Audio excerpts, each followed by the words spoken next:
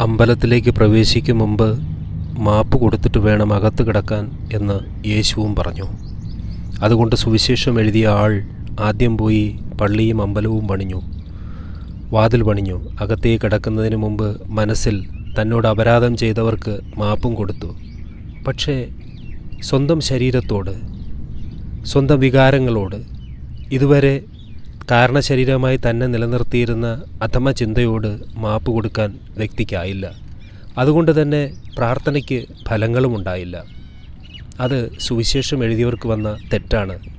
അമ്പലം എന്നുദ്ദേശിച്ചത് സ്വന്തം ശരീരമാണ്. തീർത്ഥയാത്ര എന്നുദ്ദേശിച്ചത് നമ്മിലെ ഉണ്മയെ, ഈശ്വര ചൈതന്യത്തെ നമ്മിൽ തന്നെ കണ്ടെത്താനുള്ള നമ്മുടെ യാത്രയാണ്. അതിന് നമ്മളിവിടെ തുടക്കം കുറിക്കുകയാണ്. സ്വയം മാപ്പ് പറയുക. ഞാൻ എനിക്ക് മാപ്പ് നൽകുന്നു എന്ന് ആവർത്തിച്ചു പറയുക. കണ്ണടച്ചിരുന്ന് എൻ്റെ വികാരങ്ങളോട് പൊറുക്കുക.